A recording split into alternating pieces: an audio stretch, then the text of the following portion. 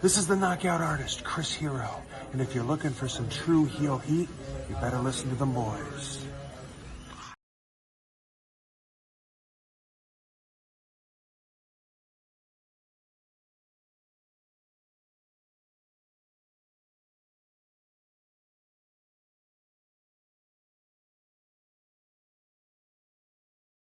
What's up, True Heel Heat? True Heel Heat. What's up? True Heel Heat. All hands is on me.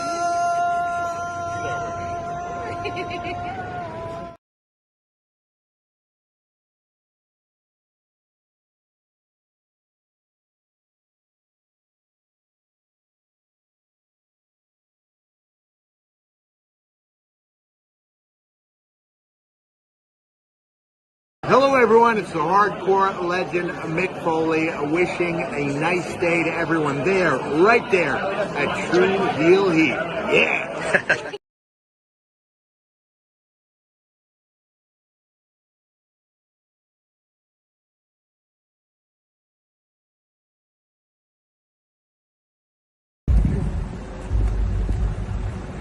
Yo, what up? You know what it is. It's your boy AJ Francis reporting to you live from New York City, the birthplace of hip hop.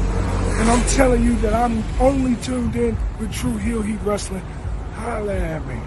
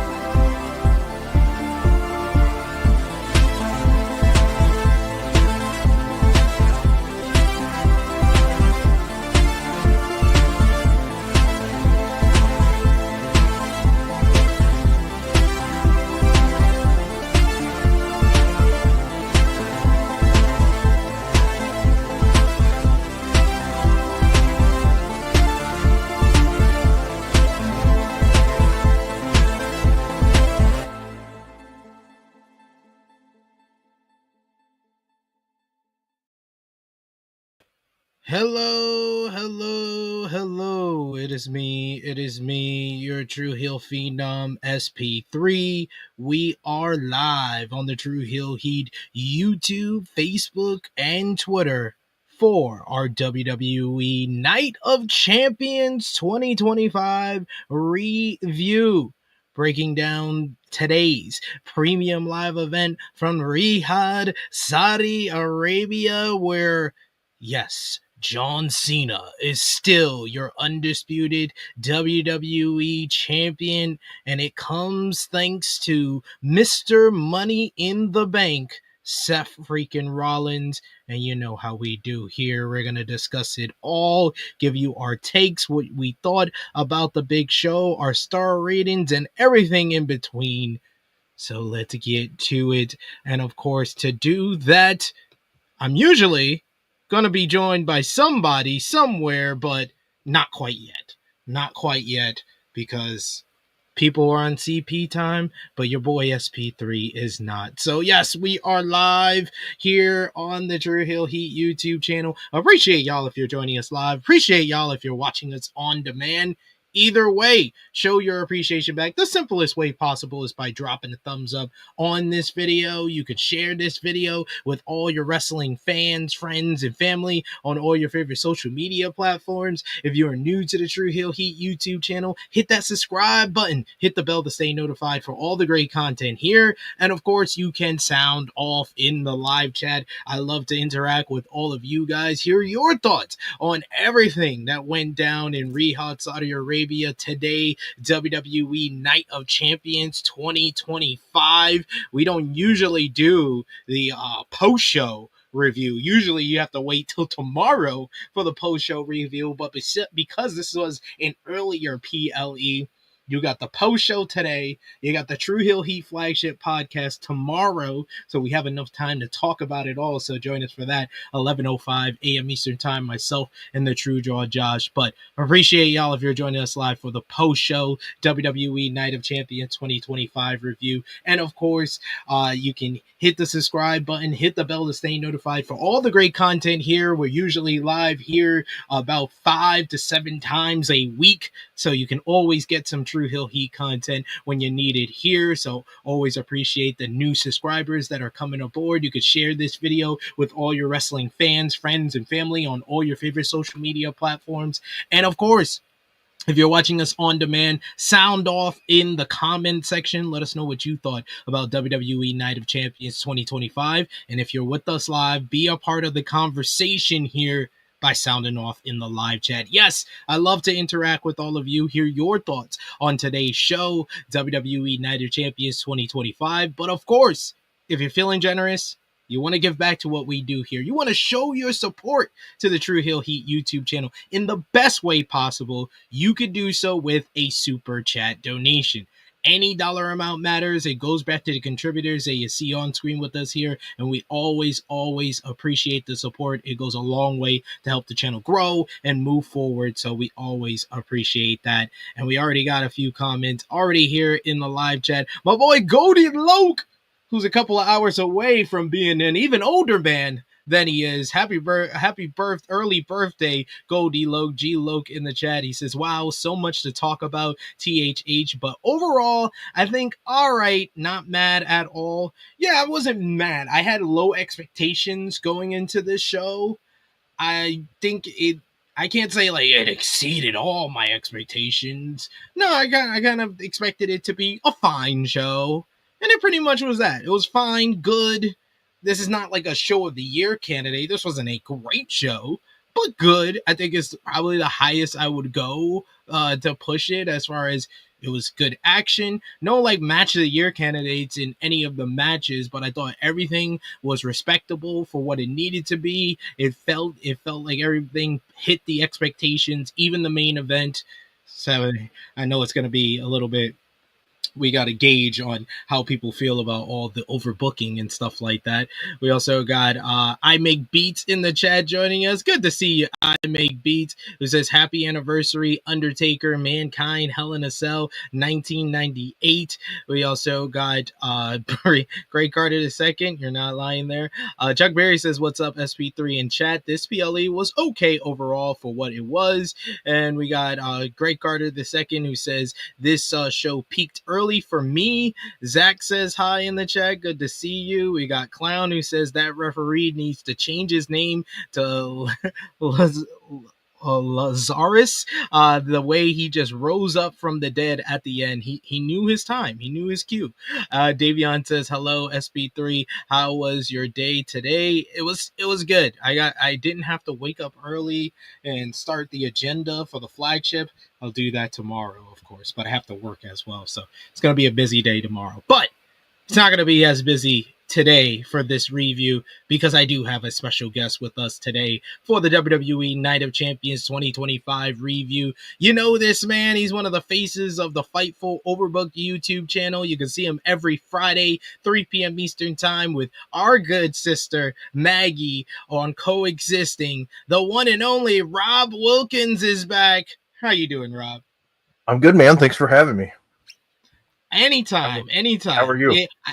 I felt like it was appropriate. I previewed this show with Maggie, and then I have to review this show with you. I think that's appropriate. That's appropriate. Sounds good with me, man. Yeah, I'm all for it. So thank you for having me, and I'm not nearly as outlandish as Maggie usually, so I know some people might be disappointed by that, but I said usually, so sometimes I do surprise myself, so we'll see. You'll pop yourself. And speaking, you say her name and she appears in the chat. We got Maggie, good to see you, says, I'm here to send love to my faves and I'm going to bed. You have a great sleep. Sleep good. Good night. Sleep good. Sleep good. We also got Davion who says Rob Wilkins is here. Let's go. Very excited in the chat to see you. We got Greg Carter who says Rob. We got Imake B says we got Rob. How's it going? Yeah, like, we kind of gave like overall perspective of the show before we break it all down. What was kind of your viewpoint of today's show? You know, always going into the Saudi shows, I'm always kind of like, what are we going to get today? Because usually the matches are decent, you know, they're usually pretty good and they don't mail it home, but sometimes I'm always worried about like how they book it. Like, are they booking it to say, let's just get the show over with so we can get back to the States? Today's show, I thought it was good. I enjoyed it. I was actually more, I think the word I'd look for is I was more, I was pleased with my assumptions were going into it were, but it was better than, so I think that's a good thing. So that's always the key to a good WWE, to an acceptable WWE pay-per-view, is if you have low expectations and it's slightly above that, I think you can give it a passing grade. And that's how I explain it. That's how I explain it to a lot of people. Like, just your expectations, just don't have them high. Like too high and you'll be fine. It's like, the way I look at it is my expectations are, if your expectations are high for me, please lower your expectations, is how I would say it. But I thought it was a good show. Overall, it was better than I thought it'd be. So that's a good thing. And we got a 3-man booth for today's review. You just saw him over on the WWE Night of Champions watch party. His first watch party since WrestleMania. So he is doing a whole bunch of work. He's in 2024 form. The good brother, Romeo, is here with us. Or is he? I think he's frozen. Can you hear me? I think my video. I hear you. Can you hear me? I hear you, but yeah, your video. I think your video's frozen. I should have peeped that. I should have told you to give me a thumbs up first. It just looks like a. Is it a black screen for you, Rob? Because it's a black screen. Yeah, it for is. me on my end. Okay, there you go. He's gonna figure it out, and he'll be back with us. We got Mario in the chat. Excuse me, Mario. Thank you for joining us. He says hi, guys. Hi to you as well. Yes, Romeo is not running from the grind today. We always say Romeo runs from the grind. Rated Raw review. You know about that, Rob, because I always call you on Tuesdays when he's running away from the grind. So glad to see he's going to be joining us today for the review. You know, the thing is LSU Tigers usually let people down, so I kind of get it, you know. So, damn, you should have saved that for when he's here. No, I was hoping he'd hear it. That way. He's gone, but you can retread that. When we okay, I can. I'll do that. I'll throw it back out there. Gotta throw it back out, see if you catch something. No, I have bad eyesight, Mario, to be fair. I was like, is that an A or an O? I didn't look closely enough. My bad, Mario. But yes, we got a lot to discuss from WWE Night of Champions. So like I said before, sound off in the live chat. We love to interact with you guys. Send a super chat donation if you want to make sure your comment is highlighted on screen and you want to hear our thoughts on what you got to say. Let us know there. But as always with our pay-per-view reviews, Rob, I'll start with you. Give us one word, one phrase to give your overall thoughts on WWE Night of Champions. Good. Good. Yeah, mine would be acceptable. This was an acceptable pay-per-view. I said at the top of the review, this wasn't like a show of the year. This wasn't great. I said before you came on here, I was like, the highest I could go for this show is good. I could go good. I could say it was good. I can't say there's not like any like match of the year candidates or anything like that, but everything was entertaining. The crowd in Riyadh, I thought they were one of the highlights of this entire show. They were very good. They've been very good. That's a thing that I like about them going to Saudi Arabia is that they they put on a good show. They put on a good show for the crowd. The crowd gives it back, and that energy helps the shows. Believe it or not, like I know a lot of people don't really realize that, but when the crowd's going, it makes the show better. And that crowd was going. They were pop. They were happy. They were having a good time, and that's what you want to see. Like you want to see a good crowd, and that's exactly what Riyadh did. So kudos to them. But I think for a city that only gets to see WWE maybe once or twice a year, they brought it. So good for them. Yeah. We got Romeo who's in the chat. He's restarting everything, so he should be with us shortly. He says, "I heard that, Rob." I got that in there. Sorry. I always try to take the cheap shot, So on the way out. We got Power Jerry Finisher. He says his one word was fine. Mario says his one phrase is I like it, not bad. We got Cody Loke. He says, is it a rule not bringing your lady out there? Cause it was no women in the audience. It was more women in the audience than Friday Night SmackDown. I'll give them that because I see I counted it. It was about 3 ladies in the crowd out of 20 something thousand in attendance. Yeah, I noticed that too, but I think it's based on their customs. I think that's the way it is there. So, but that's maybe my ignorance. I don't know, but I'm just going based on what I see too. So, yeah.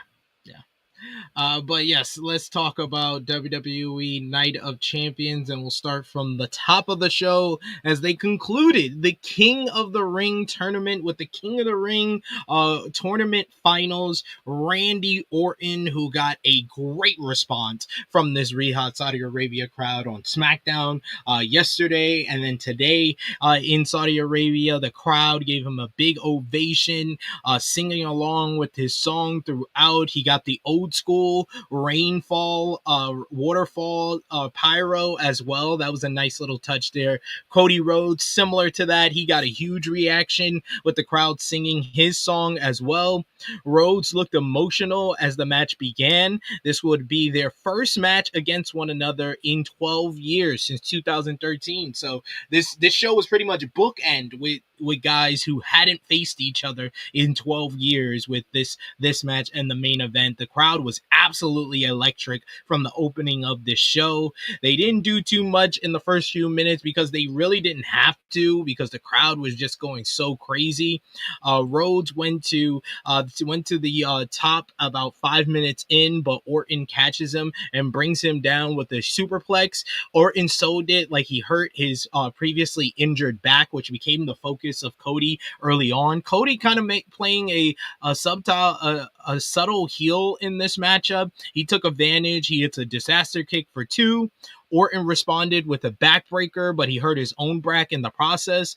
Rose wrenched Orton's back around the ring post and then dropped him with a missile dropkick. You get Orton fought back with a power slam, but the injury prevented him from making a cover as he really sold the back throughout this matchup. Rhodes forearmed Orton in the lower back and then hit a Cody cutter for 2. Rhodes got a smattering of boos for always targeting the back early on. Then he went for a super Cody cutter and got a 2 count there as well. Orton came back with a draping DDT, but Rhodes countered an RKO into a crossroads, but only got a 2 count. Rhodes stalled for too long, thinking Orton was done for good, and Orton just pops up and hits an RKO, and he gets a near fall as well. Orton set up for the punt, but again, he started second guessing himself. The crowd started chanting yes for him to do it, so Orton talked himself into doing it. He goes for the punt, but Cody's able to move out the way. He brings down Orton and locks on a figure 4 leg lock, but until Orton's able to get the rope break. They exchanged right hands until Rhodes went for a Cody cutter, but Orton caught him in midair and hits a great looking RKO, but he's only able to get the 2 count. Orton then goes to the outside. He grabs a steel chair, but Charles Robinson takes it away from him, stopping him from using it. With the referee distracted, Orton goes over to the corner and he exposes the top turnbuckle. Rhodes blocks Orton's attempt. He tries to drive him into the turnbuckle, but Orton's able to reverse that. Orton goes for the RKO, but Cody shoves him into the exposed turnbuckle. Then Cody follows up with the Crossroads, a second one of the matchup. 1, 2, 3. The American Nightmare, Cody Rhodes, is your new King of the Ring. I thought this was a very good matchup to start things off. I thought Orton selling, and then the storytelling of Cody kind of being the subtle heel at the beginning, going after the injured back, and then Orton becoming the heel by the end of the matchup because of what he said in the pre-comments ahead of the matchup, that he would do anything to get the job done and win King of the Ring. I thought that worked for an overall narrative of the matchup. Cody, with this victory, he now moves on to go against the undisputed WWE champion at SummerSlam. Orton left the ring as Rhodes was presented with the crown. Orton then has his back turned as Saxton interviewed Cody. Orton is walking up the ramp, and Rhodes thanked Orton, who mentored him and spoke up for him at certain times in his career. Rhodes says that this would not be Orton's final stop in Saudi Arabia and asks the fans to give him an ovation. Orton looked kind of pissed by all of this. The fact that he lost, the fact of the way he lost, and he did not look pleased with Cody's comments, bigging him up for this loss. Rhodes then says he would either be facing CM Punk or John Cena, and he knew the audience felt when he went up against these beloved characters. But no matter who the champion was, they were only holding it for him because he would get the ball back at SummerSlam. Fireworks went off as Rhodes held up the crown. Like I said before, I thought this was very well laid out. It was a good, simple matchup, heavy on the storytelling, heavy on the selling. I thought the finish was a bit abrupt, and it came off pretty flat with the way that Cody won, and I thought that was kind of the only kind of big weakness that I can point out of this matchup. But good work overall from both guys. I give it 3.5 stars. Rob, what did you think? I would give this match 3.5 stars. I really like the aspects of how you mentioned it. Cody worked kind of like the heel because he attacked a certain spot and the crowd didn't really care for it. And the way that the match was going, the pace was good, the action was good. You know, the thing is we know Randy's back issues. So it's always like one of those things where in the back of your mind, like he's doing really good selling it. You know, he's doing really good selling it. And I did like the subtle reactions of Randy after the match. Is he going to be turning heel like soon? That's the thing about Randy Orton. You're always going to expect that heel turn, like anytime, because he's an excellent heel. The question is now, sometimes these wrestlers, when they've been doing this so long, you don't consider them a heel or face because it doesn't matter anymore because they're going to get that pop. It's just what they do in the ring. I mean, my point right now is I would say look at Seth Rollins. Like, he still gets cheers, but it's kind of died down. So, like with Randy, is he going to start a feud maybe again with Cody, like or something like that? Because I definitely see it happening. Right now, I assume the way they made it sound, and I think it's the way they're going, is it's going to be Cody and Cena at SummerSlam. However, because I like to watch things burn, there was a part of me that said, holy shit, what if, and I know I hate bringing this out there, what if I could totally see Cody and Goldberg at SummerSlam. What? No. I can see it. I'm not saying I want it. But I can see it. You know, that's how I'm one of those guys. You are manifesting this, sir. You don't know what you just said. You put it in the ether. WWE watches us. Yeah, I know. They watch it. I was telling Maggie, I think yesterday or the day before, I'm like, Triple H watches our show before he does SmackDown. That's why sometimes it's so bad.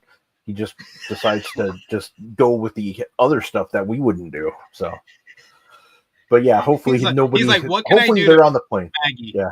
He's like, what can I do to piss off Maggie? Yep. That's his whole goal. Yeah. No. Oh no. I trust me. I want Cody Cena more than anything. Like for SummerSlam, I don't want because if Gunther loses that title to Goldberg, I'm losing my shit. I just know it already, and I won't be able to do podcasts for a while because I'm sure my computer will be just destroyed, along with everything else in my place. So, yeah, I know I don't like that vision, but it's there. The Battle of Atlanta in New York. That would be WWE, the Battle of Atlanta in New York. Remember, they did the Battle of Atlanta in France before with Cody and AJ, but that was a much better match. France, yeah. In France.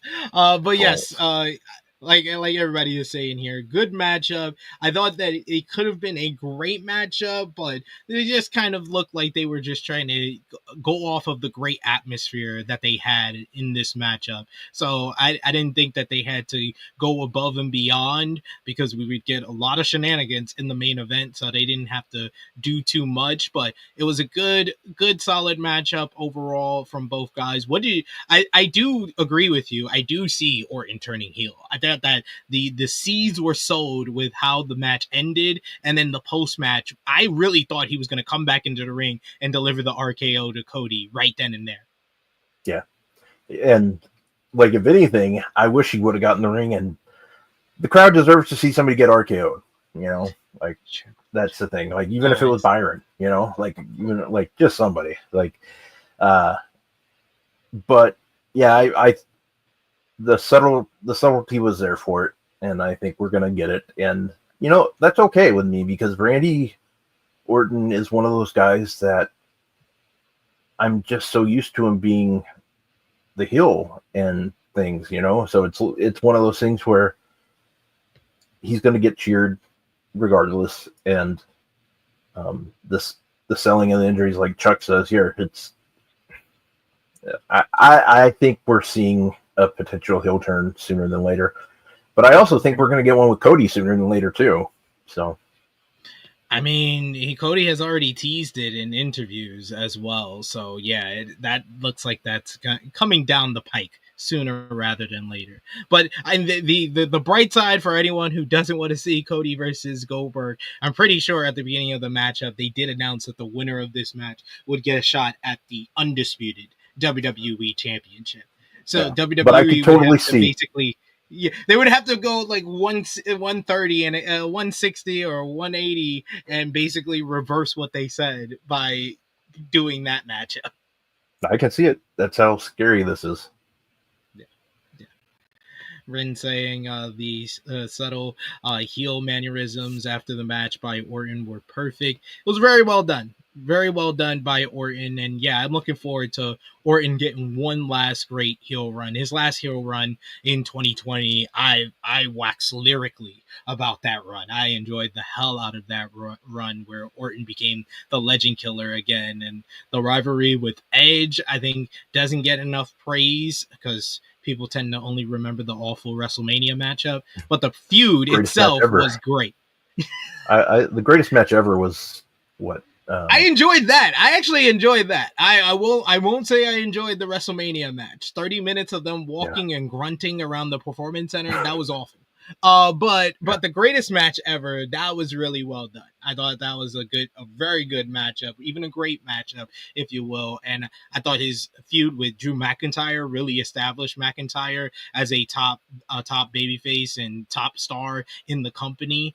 All his attacks on all the legends like Shawn Michaels, Big Show, Ric Flair, the Splinter Cell segment where he had the night vision goggles and attacked all the legends. Great stuff from Martin. Great stuff. So I would love to see him heel again. All right, we see the Street Profits were shown in the crowd. Then we get a video package for the upcoming matchup. For it was first referred to as a street fight, and then all of a sudden, I guess before the matchup, they announced that it is a Rehab Boulevard street fight. I did not know they had boulevards in Rehab. Yeah, you learn something new every day.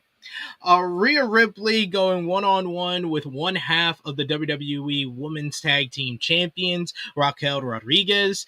Raquel didn't get much of a reaction, but damn, Rhea Ripley got a massive reaction from the fans. I will say, though, these two women had identical attire. Like, I don't know if this was done on purpose or not, but very identical. Rhea wearing an all black bodysuit with metal eyelets, and then you had Rodriguez wearing a dark blue, almost black bodysuit with metal eyelets as well. Rhea early on gets trapped in the ropes, so Rodriguez gets a kendo stick and starts blasting her in the ribs with it. Ripley managed to kick a chair into her face and escape from the ropes. We get Ripley cleared the announce table off and then set up for a vertical suplex, but Rodriguez escaped. We get her slamming her into the steel steps early on. Then we get Rhea, who takes off her belt and starts whipping the hell out of Raquel on the outside repeatedly. Ripley followed this with going with a razor's edge in the ring and then a running kick for a 2 count. Ripley applied the on the outside they battled, and I think Raquel grabs a piece of the announce table and sets it up in the timekeepers area and delivers a massive power bomb on Rhea through it, which looked absolutely brutal. It looked like Rhea was destroyed on that. You get Roxanne Perez getting involved when Rhea Ripley goes from the prism trap, and then Roxanne comes in and interferes to help Raquel not submit. This leads to Rhea Ripley catching Raquel on the outside. She places a trash can over her head and then blasts her with a big kick with the trash can over her head, which basically takes Roxanne out of play in this matchup. Raquel in the ring, though, she takes advantage. She follows with a twisting elbow and then drives her over and over into the step in a steel chair. You get a table set up in the corner where it looks like Raquel's going to go through it, but instead she stops short. She gets an elbow to the face of Rhea, and then she sets up the table on the top rope.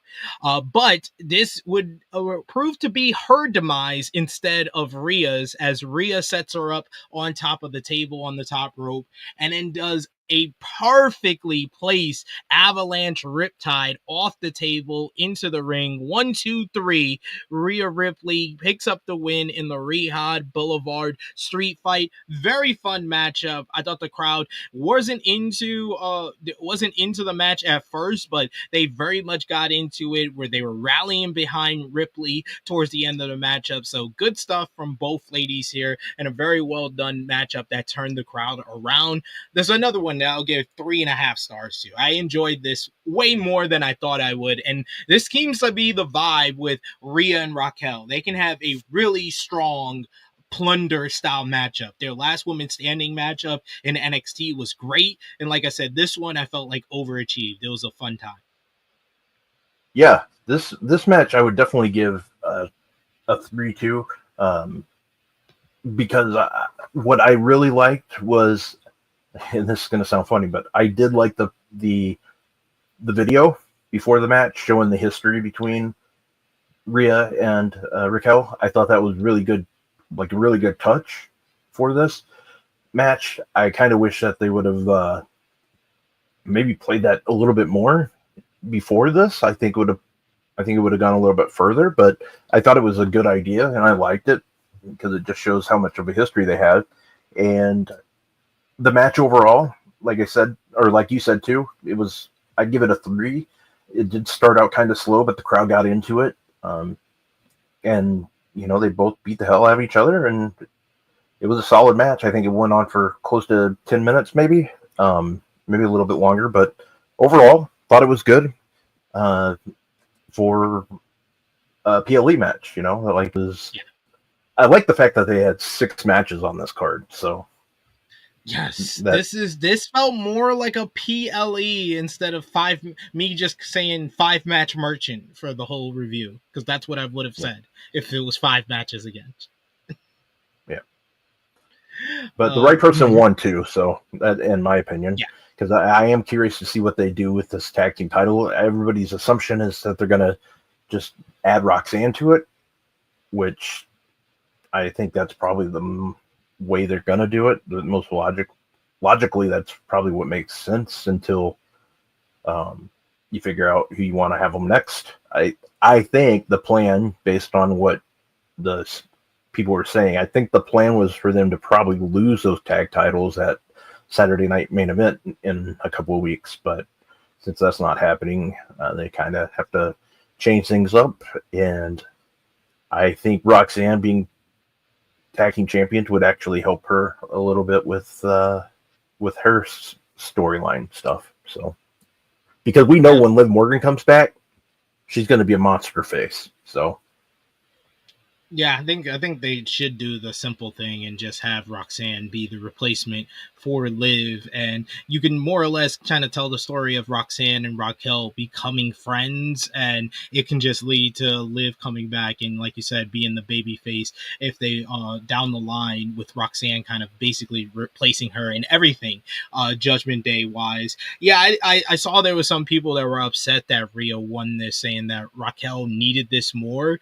but Raquel is what she is. She's a good tag team kind of specialist in the women's division now. 5-time WWE Women's Tag Team Champion. Rhea Ripley needed this win because she's on to bigger and better things. She's probably going to be in line for Evolution. I think that would be the match to do, is Io Sky versus Rhea Ripley for the WWE Women's World Championship there. I think that the WWE Women's Tag Team titles was always going to be defended at Evolution against the Bella Twins reuniting, because the Bella Twins have never won those titles. So if they're coming back even for a short time, I think that WWE would be wise to put the titles on them and just see, if they can get more eyes on the women's division and on the women's tag team title. So just have Roxanne replace her, fill that void for a couple of weeks, and then drop the titles to the Bellas at Evolution, I think. Yeah. And that's what I meant, not Saturday Night Main Event. I meant Evolution. So, yeah. But so I definitely agree. But, I mean, WWE has to worry about Beyonce that weekend along with the MLB All-Star Game. So it's going to be pretty busy down there. Indeed. A lot of people seem to have liked this matchup here. We got Bryn, who says best match of the show. Wow, that's high praise there. We got I Make Beats, who says I enjoyed it. We also got Chuck Berry, says definitely a fun physical matchup between these two badass ladies. And I think our third member of the team is back with us. Give me a thumbs up if you are good to go, sir. I think that was a thumbs up. I don't know. He didn't emphasize it. There we go. Romeo is here. You did it like this. You're like this, man. It just blends with your face. The green screen was cutting it off. That's what it was. Oh, okay. What's up, y'all? Hey, how you doing? Brother? Doing good. Sorry, my computer was going crazy. Jesus. No worries. But I listened to you guys. What did you think about the first two matches here?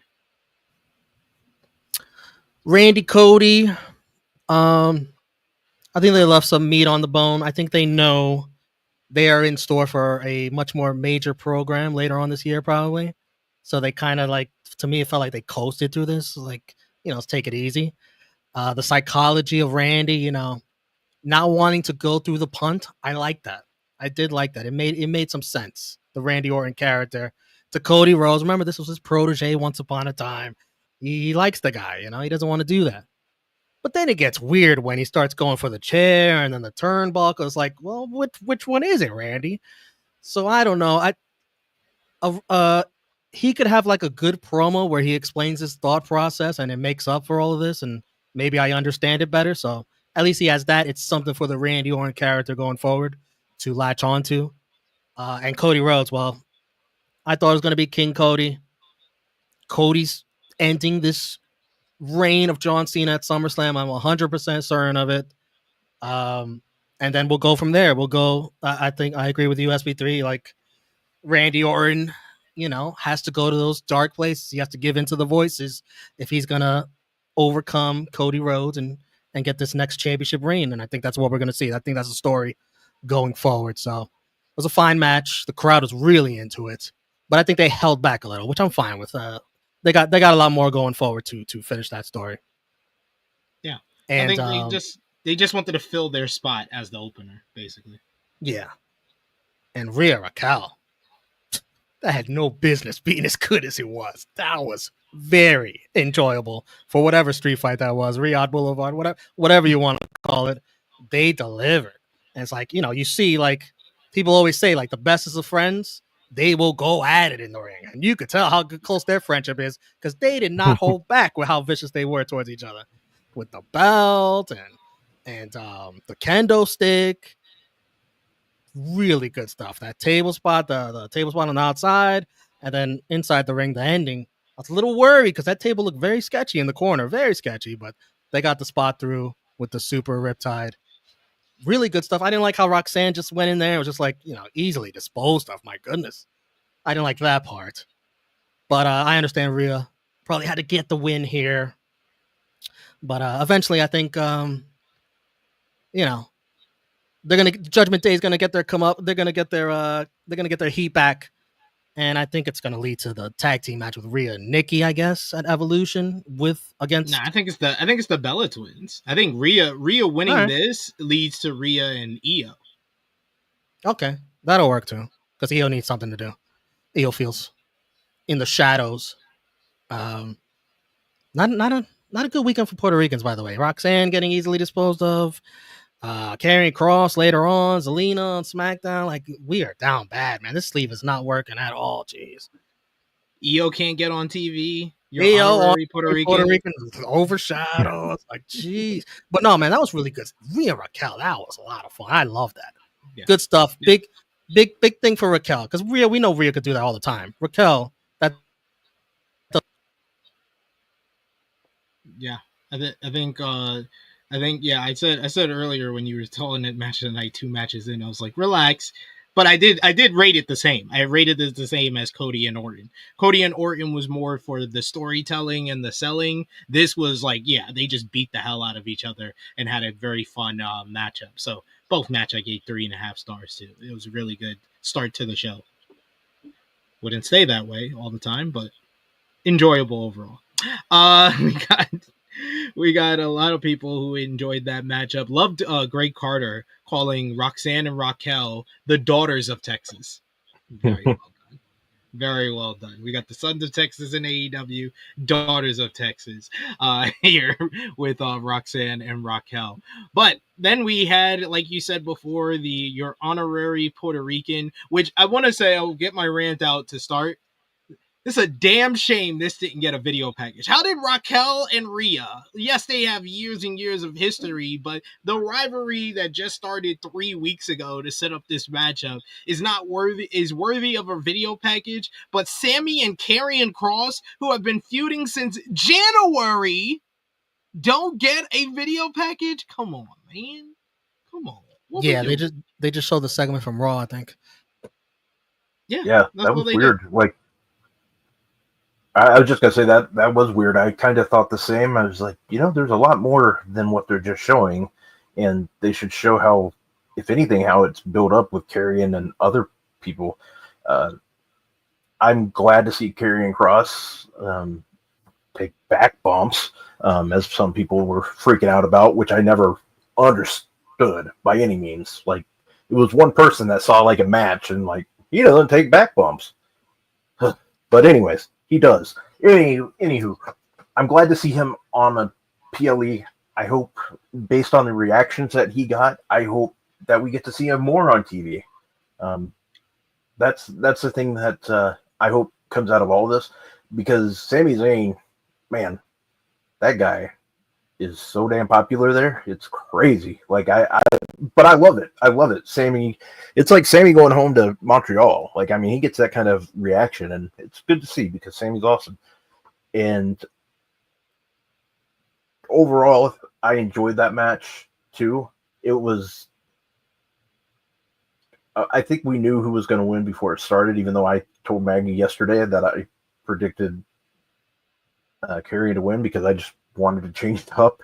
But I overall, I thought it was a decent match, a good match, and it helps build the momentum behind Sami. I've seen a lot of people over the past week or two say that he's going to win the Rumble. That's their early favorite for the Rumble, which I gotta give credit to my cohort over here, Romeo, because Romeo I feel like was one of the first people that I heard. No, he said this in I think he said this back in maybe April. I think it was like the second week after WrestleMania. But this week I've heard it a lot more than like I've heard then, and it. Trust me, I'd be completely 100% okay with Sami Zayn going on and getting a title. I think it'd be a hell of a story, and it would be a good story. So, yeah.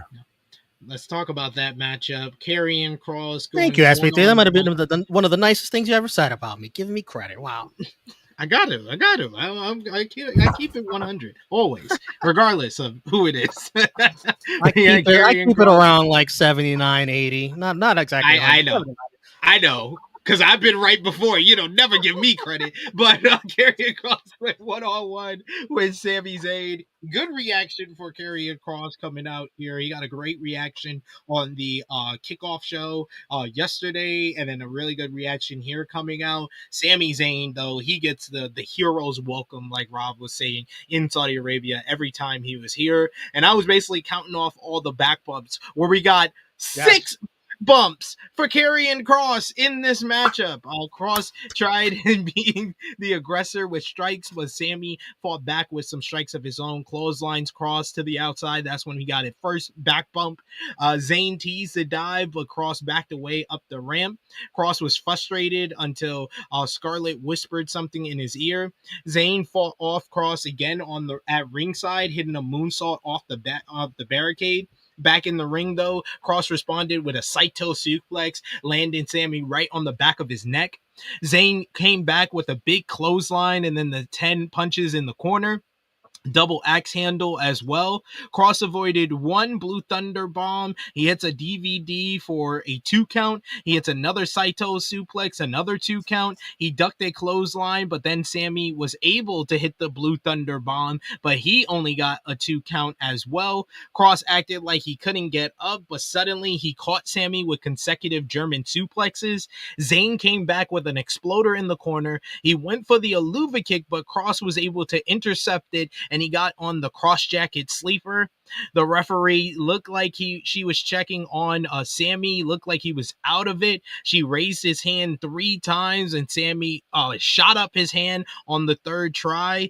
Zayn finally was able to get to the ropes. Kross, though, he started hitting running clotheslines in the corner, taunting Sami, telling him that he wanted him to admit he was right. Admit that you're a liar. You're a liar, Sami. He hits 2 consecutive clotheslines in the corner, but when he goes for a 3rd, Sami runs right after him. He nails him with the Haluva kick in the corner. 1, 2, 3. Sami Zayn picks up the win here, getting some revenge on Karrion Kross for months and months of torment and mind games.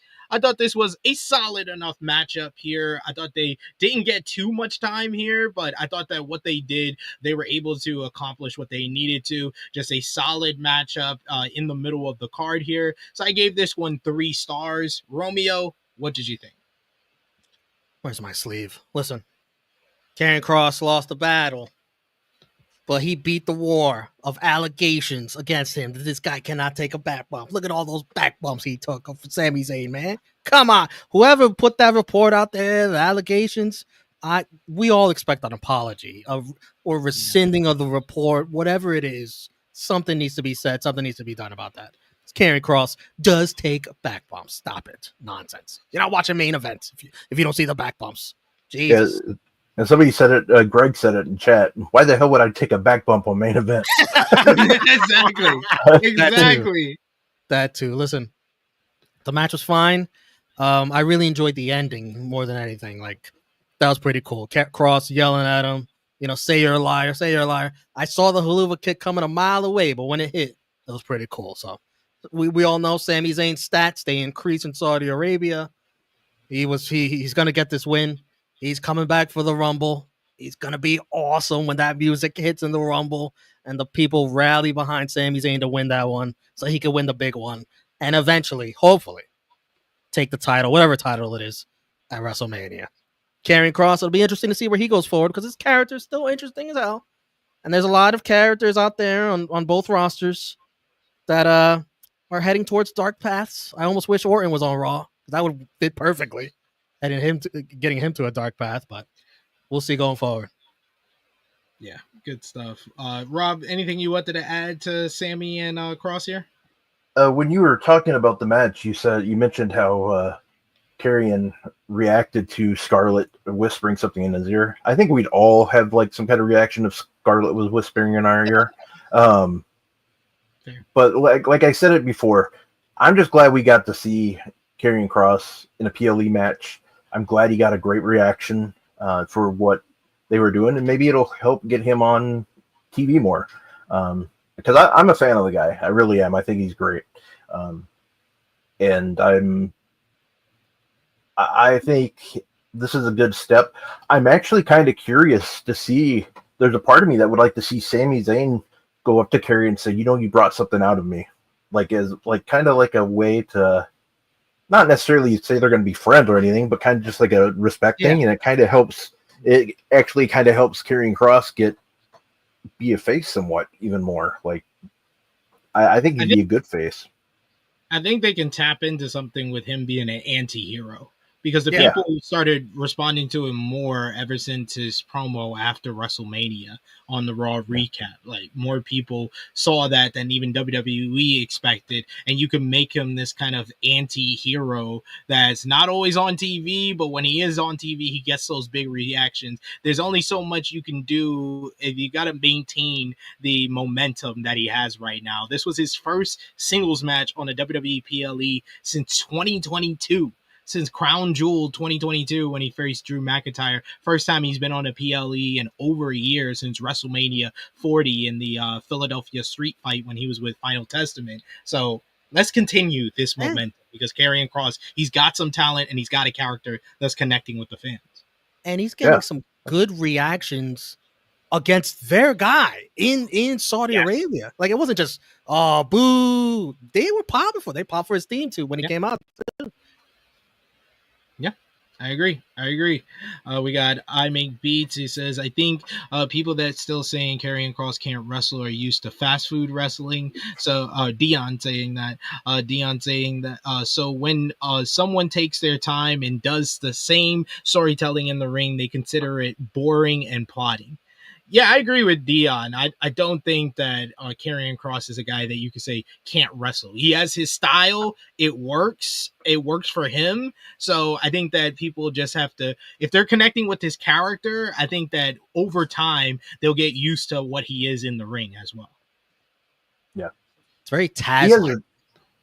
He has the opportunity to be kind of, in a way, WWE's next LA Knight, in my opinion. Just get that crowd reaction. Like, it'll be different, but I can see that. I could see that being a level where he reaches. Yeah, great. We get Los Garza. They show highlights of them winning the AAA tag team titles. Santos Escobar and Los Garza were in the crowd as well. Then we get a video package for the long storyline that's been going on between Solo Sikoa and Jacob Fatu over the past year. Fatu's entrance looks pretty cool with this big stage setup as well. And it's time for the United States Championship matchup with Solo Sikoa challenging Jacob Fatu for the title. Early on, Solo hit Fatu with a cheap shot right before the bell rang, but Fatu fought back pretty quickly as Sikoa blocked his suicide dive attempt and slammed him onto the apron with the spinning Solo slam. Then he hits a pair of Uranagis onto the black mats. Sikoa hit a running hip attack and applied a sleeper hold for a long time as he was monologuing like he was Roman Reigns while doing it. I was like, He's learned. All those times at ringside watching those Roman Reigns matchups, he's like, you should have listened to me. I loved you. You loved me. I loved you, Solo. You should have listened to me. I was like, yep, that's what we're doing. Good job, Oos. Cole said Fatu was fading. He's not the only one here. Fatu eventually got up and fought back until Sikoa turned him inside out with a nasty looking German suplex. That looked vicious. We get Fatu landing right on his face, but then he completely no-sells it and starts dancing. He's a werewolf. He starts dancing and doing his little dance, and then he delivers a German suplex onto Solo. He follows up with a running hip attack, an impaler DDT, and then a senton bomb for a 2 count. Then we see JC Materio run down to the ring to distract the referee as a returning Tonga Loa shows up to attack Fatu. He gives him an elevated neck breaker coming off of the top rope. Sikoa rolled into the cover, but Fatu was able to kick out at 2. Fatu then wipes out Mateo and Loa with the Fosbury flop. Fatu then hits a Samoan drop on Solo Sikoa, and then he goes for the double jump moonsault, but JC Mateo was in the ring after getting laid out by Fatu, so the referee was distracted. So with the referee distracted and Fatu going for the cover, Hikuleo finally, after months of me putting his picture on the back of milk cartons and on telephone poles, asking, where is my Hikuleo? Where is my Tala Tonga? He has finally debuted in WWE. He was not named by the announce team. They only referred to him as the brother of Tama Tonga and Tonga Loa. But man, has he gotten to good shape. Look at those arms. I was like, all right, I see you've been working out, brother. I see you. Hikuleo tells Jacob, he says that you had it all. You should have listened. You had it all. He picks up Fatu. He delivers a massive choke slam on top of the table. The table doesn't break, so always looks like it hurts more when it doesn't break. He then picks up Fatu. He rolls him back into the ring. The referee shoulders. Oh man. Yes. The referee somehow was distracted this entire time. It was kind of long. Sikoa then picks up Jacob Fatu. He delivers a massive Samoan spike with Jacob Fatu turning inside out with a great sell. Great bump for that. As then Solo pins Fatu 1, 2, 3 to become the new WWE United States champion. We get a big surprise here. The crowd really liked Fatu, but they were quite surprised and had a big reaction for the title change here. Sikoa celebrates with his new bloodline army as he has Hikuleo by his side, of course JC Mateo and the returning Tonga Loa. This was a solid enough matchup before the run-in. I'm just happy to see Hikuleo. So I may have given it a little boost because Hikuleo is here, and I gave this match 3.25 stars.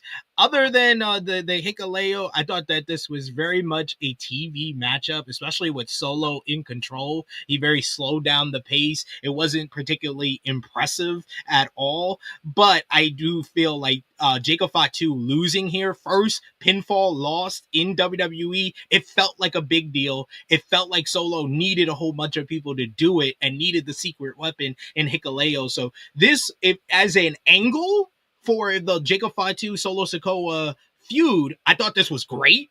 As a match, it was just fine.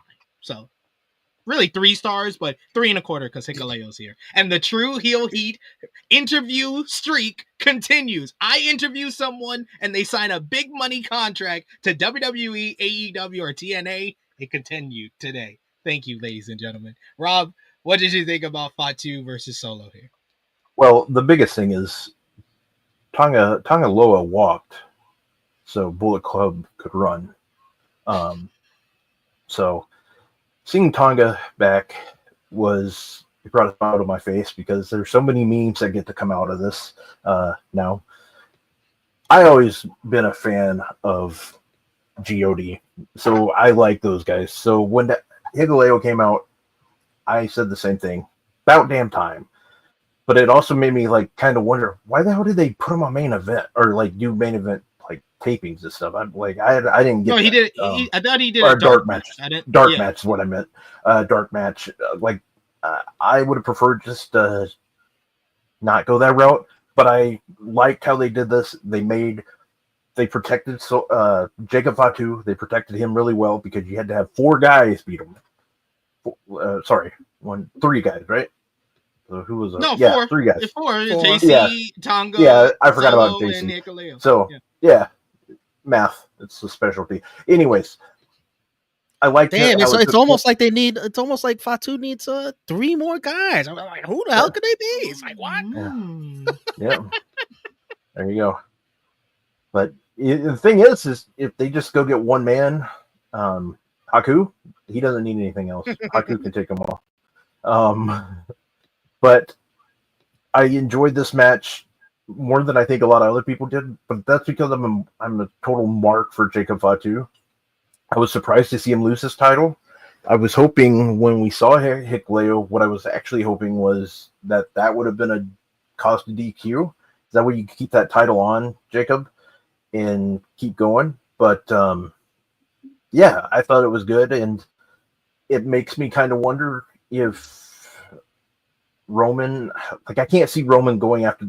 I don't see Roman going anywhere near this United States title, but I can see like a potential run, like a 6-man match. Like I think when Roman comes back, he's going to be in the title picture. I think that's the way you have to do it because that it just makes the most sense. But we'll see what goes on. But I enjoyed the match more than other people did, and I do like the fact that it took 4 guys to beat Jacob. I think that did really well. I would give this 4 stars in my book. Wow. What did you think, Romeo? There's like 2 different types of Solo Sikoa. Like the old Solo Sikoa, slow and prodding, but this Solo Sikoa, where he's got this new personality, it's like it's more entertaining than the old Solo Sikoa was to me. Yeah. So I did enjoy this match, even though when there are parts where it's slow and prodding. But like you said, he's talking the trash. He's got all this charisma. It's a much more enjoyable Solo Sikoa experience than it was before. I also think they even left more meat on the bone, like Randy and Cody did, because I think there's much more to come with Solo and Jacob Fatu. But I like the direction of all this. I love the angle. Solo winning, like that, like he said, like you said, you showed the comment. You said it also. Solo Sikoa in Saudi Arabia. Another his stats increase as well. For whatever it is. He's been John Cena, Roman Reigns, and becomes the first guy to pin Jacob Fatu. Keep that in mind. Keep that in mind. Anytime they show up here. I love Solo Sikoa's family. Whatever. This is getting bigger. The return of Tangaloa. The debut Hikuleo. He's got a look, man. He's got a look where he just looks like a badass. He's tall. He's got the curls. He's in much better shape, and he was talking trash too the entire time. That was really good. That was a really nice debut for Hikuleo. Tangaloa, I almost got worried he got hurt again because Fatu, he dives over the ropes, and please someone catch him. Tangaloa tries. Solo gets the hell out of the way. Tangaloa tries, and he's like holding his shoulders, like shit. Yeah. Like it's not easy to catch Jacob Fatu. My goodness. No, he's a big boy. He tries, like, don't tell me he came back just to get hurt again. That would be the most Tangaloa thing possible. If I was going to say that. I was like, it would be Tangaloa who would get hurt on his return. I was hoping we could get Tama Tonga too, but I guess he has a more serious injury, so it takes some more time. But it was nice to see him tweet, He tweeted a little gif of himself almost celebrating all this. This is a nice little group here. Solo Sikoa is a big winner for tonight. Big winner. They need to call this something. Like it can't be the bloodline again because he lost the rights to be the bloodline with the tribal chief when he lost all that. They got to give it a name or something. Don't be like Seth Rollins where the group with no name. There's no bloodline to like the OG bloodline. They basically broke up right after they beat them. Slow down, my friend, because that was my next point. It's like, wow, Jacob Fatu, man, he is outnumbered. He needs 3 guys to even up the odds. Man, Roman don't care. Roman shouldn't care. Roman, to me, should be right after Seth Rollins to get some revenge. Right after Seth Rollins. But the way things went tonight, I just don't see that happening right away. I know Roman's on his way back very soon. I think he goes back to this madness with the bloodline and then eventually turns his eyes to Seth Rollins and all that. They got to do the 3-on-3 with Roman and the Usos versus Seth and the Braun Stars, as you call them. They got to do that. I just don't think that's happening at SummerSlam. I think some other guy's going to fill those roles, as we saw from the main event later on. So I got to think Roman's coming back into this because Fatu needs 3 guys. I gotta think that. I think that's the direction. Even though Roman, in my opinion, should go after Seth. It's gonna be Zilla Fatu and the Usos. Zilla Fatu, very interesting. Finally getting signed. Zilla Fatu. He's gonna debut and he's gonna join up with Jacob Fatu's brother, Journey Fatu. He's gonna debut. Journey Fatu. He's in a reality of wrestling. I don't think that's gonna hit, man. I don't know. We'll see. But I like Jacob Fatu on the chase again. Sikoa needed this, so I like the booking. Yeah, I think it only made sense to do Solo winning here. That's why I predicted with Maggie, I predicted that Solo was going to win this one because I was like, it felt like too soon to do this matchup. I thought they were going to save this matchup for like SummerSlam. So with them doing it here, I was like, it's probably going to be Solo who wins because if Jacob wins, then there's no reason to continue doing this. And I believe he was an underdog on the odds, Sikoa. Yeah. So yeah, he was. Jacob was the favorite. Yep. Easy money. Just watch True Heel Heat. We get you easy money.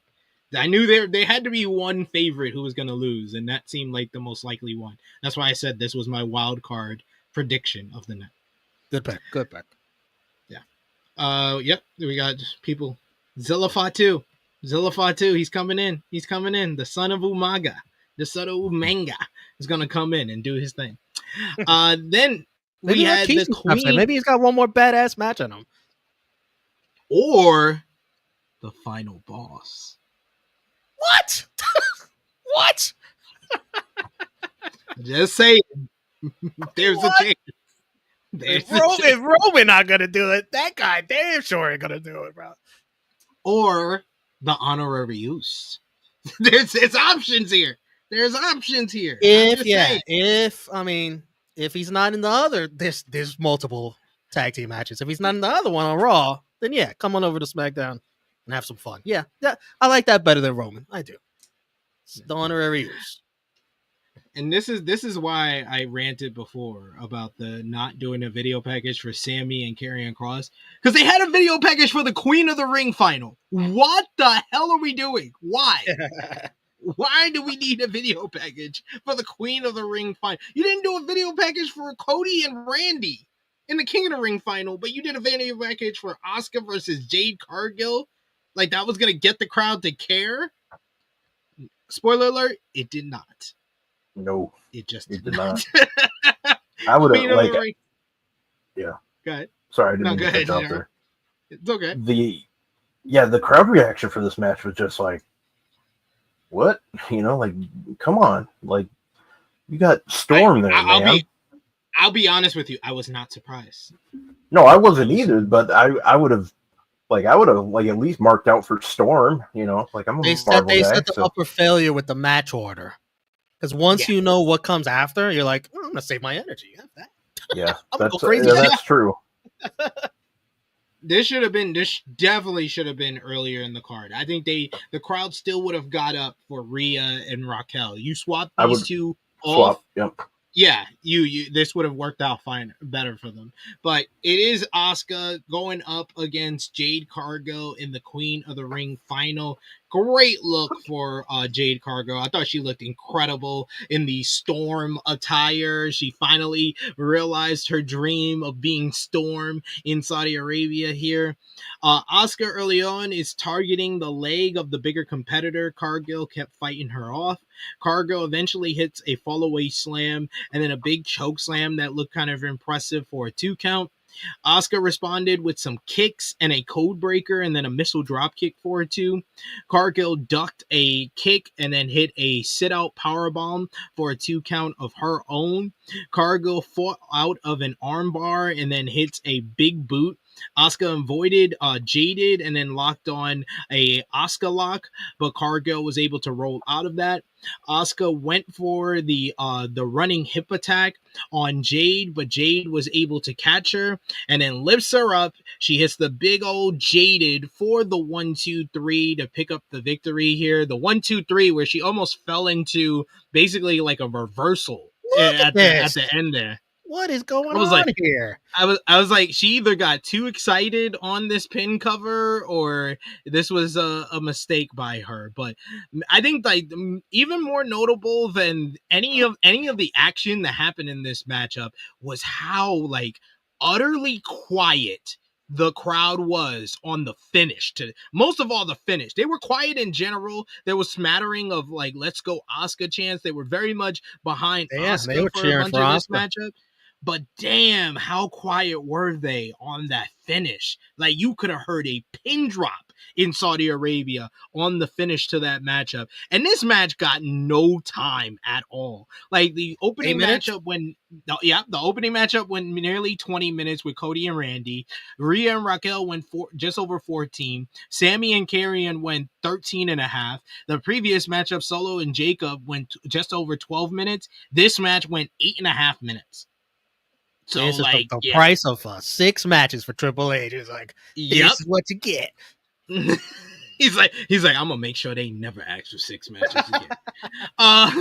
Cargill was presented with the crown. She is the Queen of the Ring, the 3rd ever Queen of the Ring with Zelina Vega and Nia Jax. Byron Saxton once again gets into the ring to interview the winner, and she tries to cut this kind of emotional speech where she tells people who felt down to fight through it, to ignore the boos, basically acknowledging that she was not cheered here in this matchup, and show people who you are.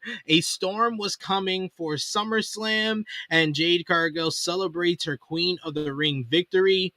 Guys, this was the worst match on the card. And it's not just because it was the shortest match on the card. I thought Asuka, she's always good in everything she does.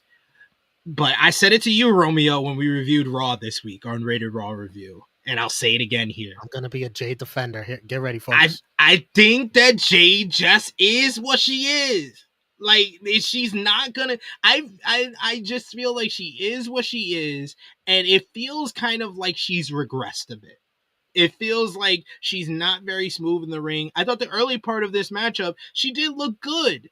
But she's not connecting with the audience. She's miscast as a babyface where she has to sell if she's going to be a babyface, she needs to be a Goldberg, Brock Lesnar style babyface who doesn't sell that much and runs through her opponent. Her selling and taking 40% of these matchups, it's not working. It's not working with the fans. It's not working with her. She's not getting better. She's not having good matches. 2.5 stars. This was the weakest Asuka match I've seen in a very long time, and it had nothing to do with Asuka. Asuka looked really good here. Jade did not. The crowd were behind Asuka, but they were just utterly quiet anytime Jade was on offense and for that victory, and it's sad. Because it really feels like the company doesn't know how to book Jade Cargill at this point. I will be a Jade defender myself. I think that this is through no fault of her own. It's how WWE have booked her for the last 2 years is why we're at this point where I am being critical about Jade. Because they have not booked her well. They have not been hiding her weaknesses and emphasizing her strengths. They've been highlighting her weaknesses and hiding her strengths. That is the exact opposite of what you're supposed to do. Can I go next, and then Rob can break the tie? Yeah. Because you sort of made my point at the end there. I don't blame this on Jade one bit. This particular match, what happened today, I blame this on management and whoever put that match together. Honestly, but whoever put that match together is listening to the higher ups, though. So if Triple H says, make this a simple thing, Jade wins, bam, move on. They didn't make this like competitive, honestly. Like there wasn't no drama at the end of the match. Like it was just boom, boom, hit your spots, bam, we're out of here. Yeah.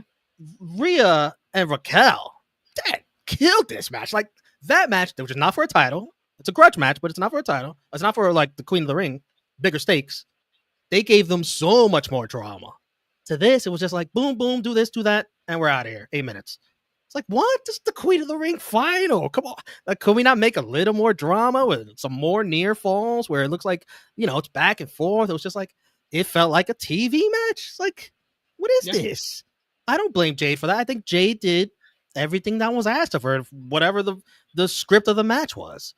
To me, the script of the match has to be more dramatic, more near falls, make the match better. Like, I don't think it's on any of the talent in the ring. I think it's on the producer and the higher ups, honestly, in this case.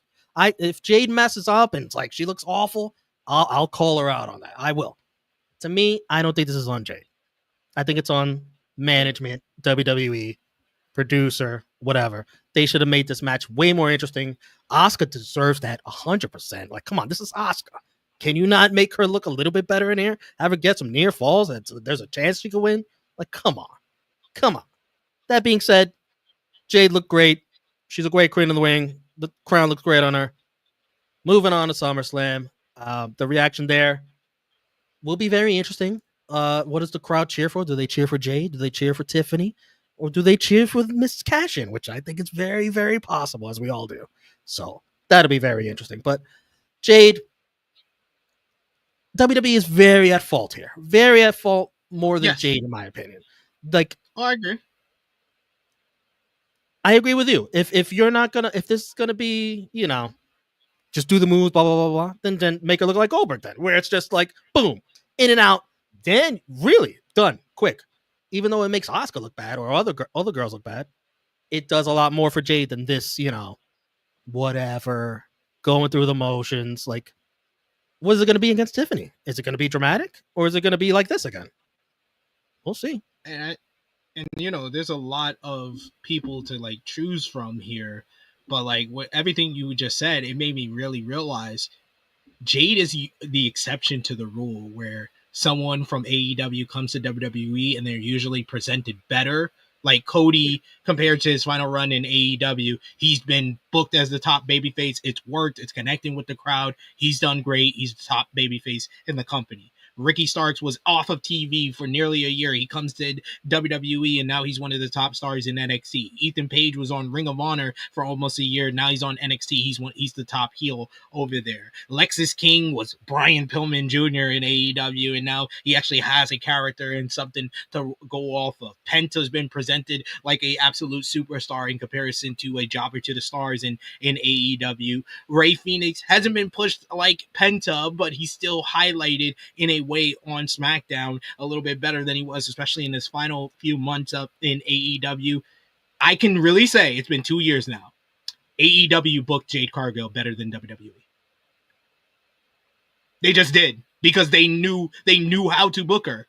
Short matches, she comes in, she destroys somebody, she leaves. She's champion for a year and a half. She looked like an absolute beast. That's why WWE signed her. And since WWE got her, they have not booked her like that. They've been trying to make her something she's not, and it's not working. And you'll have people saying this push feels forced, and it does. I agree, but like, did we ever get to the point in AEW where Jade was like, besides Statlander, I guess, was really mixing it up with the top women of the cards? Like Britt Baker or Toni Storm. She faced Thunder Rosa in the TBS Championship. That was before Thunder Rosa won the AEW Women's World Championship. But like, the only people she didn't mix it up with really was Britt Baker. Did we get Toni Storm? Toni Storm signed like I think. Oh, after, yeah. It was just like in her final 6-8 months of Jade's run, where she was in TBS title scene and Toni was over here, and Toni wasn't really presented as the upper echelon until like her final 4 months in AEW for Jade. So she never really got the chance. That was the thing to me in AEW, where it's like they just didn't have like a lot of the upper card the way that WWE does, where it's just a lot more people. Like, you can't really be squashing everybody. Like, these women that she's facing off against, they deserve like a good showing. You know what I mean? But I'm just saying, she was with AEW for 2 years. She's now been with WWE for 2 years. Who's booked her better? I think the clear answer is AEW at this point. And that's the only one out of everybody that's come from AEW that I will say that for. I think even Punk, there's an argument WWE had booked Punk better than he was in AEW, and that's the closest argument until this Jade one really came up, where it's clear AEW booked Jade better than WWE has. But you can only squash so many people before it's like, you got to start having competitive matches with the rest of the roster. You can't squash everybody. Like, that Goldberg Goldberg had the same thing where it's like, you can't squash everybody. You can't. Eventually, you got to start. But this is the best comment, though. This is the best comment. It does. Yeah. It does feel like that. It feels like AEW booked her like Goldberg in 1997, 1998, and WWE is booking her like Goldberg in 2000, 2003, 2004. And yeah, I think that's where my big problem is that they're just not booking towards her strength. Rob, sorry we went on that rant, that tangent there, but what did you think about Why am I so matchup? passionate about Jade Cargill all of a sudden? What is going on? That's not my girl. And the overall discussion of where Jade is at right now. Muted. I think you're muted, Rob.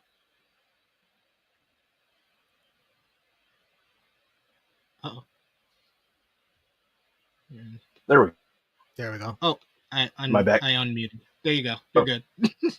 So like this match was, this was definitely the match that was not good.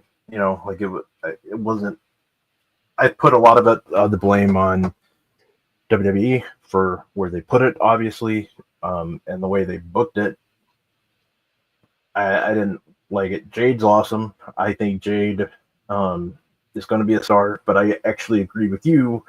I think she needs to be a heel. Like that's just the way to do it with her. Like do it the same way. Hell, you want to put your event dates on the same day as AEW, might as well just do what they did with Jade. That's how you build a star right there. And I do think the right person won, only if they could fix this and make Jade a star, which that part worries me because they haven't done a good job of it. And I think Jade's going to be outstanding. I really do, but it also kind of worries me because of what are they doing that's not helping like her? You know what I mean? Like something's not catching on. But we'll see where it goes. I do think that was the right step, though. And I like her winning the Queen of the Ring. That adds to her credentials. Like in the long run, it will. They can say former King of the Ring or Queen of the Ring winner. So that'll help. If there's somebody that can get a good match out of somebody, it's definitely Asuka. But even then, like this one, they couldn't do much, and I think a lot of it goes on the crowd. And not I'm blaming the crowd, but I'm actually saying WWE because it was a quiet match. Like you could hear, if you listen closely, you could hear them talking like at different points, and that's when you just know it didn't go over too well. She looked great. Storm, like I said, she always looks great though. Asuka, man, like I hate seeing her lose, but she's so damn good that it's like one of those things where it's kind of like Gunther. I don't like watching them lose because I know how damn good they are, or like both people are. So I am curious to see where this goes. Asuka is a great heel, so I'm kind of hoping if she gets back involved with Io, that's where they go. So we'll have to see. But overall, I give this match a 2. Yeah, it's probably is the weakest match on this card here. We got the Jade heel discussion is interesting because Naomi's the heel, but like Naomi's so good as a heel, like she's sort of like a cool heel now. It's like, and it's SummerSlam against those freaking fans from the Northeast. What do you think they're gonna? First of all, they pop for any cash-in anyways. Yeah, they're gonna pop for cash-ins anyways. But like Naomi's so good, everybody's gonna be rooting. Like screw, like that match honestly might get hijacked. It's just people waiting for Naomi with Tiffany and Jade. Like people just waiting for Naomi to cash it. That match might get hijacked. Were the fans chanting, "Where's Naomi" at the end of this matchup? And I was like, that's what I thought I heard. I was like, she can't cash in on a crown. What is this? It'd be funny if she could. She did. They were setting up SummerSlam to be just nothing be those but Naomi. Naomi. That match, I think that match is gonna get hijacked, people. Because like Tiffy is not the strongest baby face. No, Jade I've been the saying strongest that. baby face. Like, No. neither one of them are the strongest baby face. And I think that it's not going to be a thing of, oh, you just choose who you want to cheer for, and it's going to be split down the middle. I think the crowd is going to cheer for Naomi. That match is going to be fascinating as hell because, first of all, you know, some of the criticisms about Jade I have about Tiffany. Honestly, some of them. But I don't think that match is going to be good, and I think the crowd's going to hijack it. And I think it's all going to be about the cash-in. That is going to be very fascinating to watch at SummerSlam. Yeah. And Dion makes a good point saying less house shows leads to less injuries, but a side effect of that is also less reps in the ring, less experience gained. They did. I've said this over on Fightful and in the Wheeze, and I'll say it here. They did her a disservice by not letting her start on NXT. How the hell does Blake Monroe, Mariah May start off on NXT, but Jade Cargill didn't? I think a lot of that has to do with because of what's happened with Jade. I think they realize that mistake and they're like, let's put her in NXT. Going back to the part of the conversation you mentioned with the when you brought up that chat, the live events that in my opinion that hurts them. Like it really does. I think there's ways that they could do it where they do like tours, basically. Like instead of doing do a couple, but like don't put like your stars. Like I would say, like 1 week you have Randy Orton versus Cody Rhodes. You know, like at 2 or 3 shows. The next week they're both off, along with a couple of other stars, and you just basically make it a tour. Like these shows, they're off like 1 week or 2 weeks, and then they do 1 week a month or 1 weekend a month of house shows. That way they get more like rep, because back in the day, what WWE used to do a lot of times, they would set up house show matches because they wanted to see how these matches would be in the future. Because I remember seeing guys like The Rock and Billy Gunn before SummerSlam in '99, they were wrestling at house shows 2 or 3 months before all the time, and it didn't make any sense at that time. Like, why is The Rock wrestling Billy Gunn? Then suddenly in the summer, it all set up. And that's the way they should do things, in my opinion. They should, and even AEW to an extent should do that too at times. Even like that's why I miss AEW Dark so much. There are plenty of opportunities to do that kind of stuff, but I mean that's less is more type thing. I get why they don't do it from a business perspective, but I also think from a business perspective, if you go to the right places, you're going to make money. So here's my thing though: if Jade is in NXT, yeah, she's probably a better wrestler by now. But they still probably booked the match exactly the way it was. And I don't think Jade messes up in this match. They just think it's the formatting of the match, the way it was booked to like, look, Asuka looks so weak in 8 minutes. It's like, you know, make it look more competitive. Like, come on. That's just, you know, yeah. Does the booking of the format or the producing of the match change if Jade has more reps? I don't think so. But what she did do, I think, looks better. Because I felt like Asuka, what she did was good. But Asuka takes like 65% of this matchup. Jade only has like, I can count all her moves. She does a choke slam, a suplex, a side kick, a sit out power bomb, jaded, and the pump kick. That's 6 moves. She does 6 moves in the entire matchup. By the way, I forgot to complain about the ending of the match, which I wanted to do. That's on Jade. I think that the ending of the match is on Jade, where she has the pin. I know she always like leans back a little when she gets the pin on the 3 count, but she leans so far back now that it looked like I was like, "Whoa, did Asuka reverse this?" And like, no, that's a 3 count. It's like I was so confused. And this is a good point as well. Like Lash Legend, in the time that Jade has been in WWE, has grown leaps and bounds because she's been in NXT where they have house shows where she can work in the performance center, and she's gotten better over time. Jade would have been better by now if she started off in NXT. Oh, Lash the last Legend. 2 years in NXT. I remember the first time I saw Lash Legend, she was comically bad. Like, why did they even put her out there? and now she's just made so much progress. She's you know, she's got future potential. She's got a great look. And Dion says, I think the thing with AEW is they let their guys do matches on the indies and other promotions like New NJPW so they can still get their reps in. And Ring of Honor as well. Ring of Honor is kind of used as a mini developmental. I wish they would do more to establish it as its own brand and a developmental, but they do that. So yeah, if you want to. Yeah. Some guys like Hook are like, I'm good. I'm good, bro. yeah. That is true. Hook's one that kind of needs it. But we got finally the main event of the show: Undisputed WWE Championship up for grabs. CM Punk challenges the last real champion, John Cena. Punk entered first to a huge ovation from this crowd, and he is wearing the same exact gear that he wore at WWE Money in the Bank 2011, arguably the greatest match in the career of both John Cena and CM Punk, and he's wearing the same gear here. He sits cross-legged in the ring as he waited. Incidentally, he sat right behind the words "Rehab Season" on the mat. John Mr. Cena, TKO. John Cena also comes out to a big reaction with the crowd singing John Cena sucks to the rhythm of his theme song.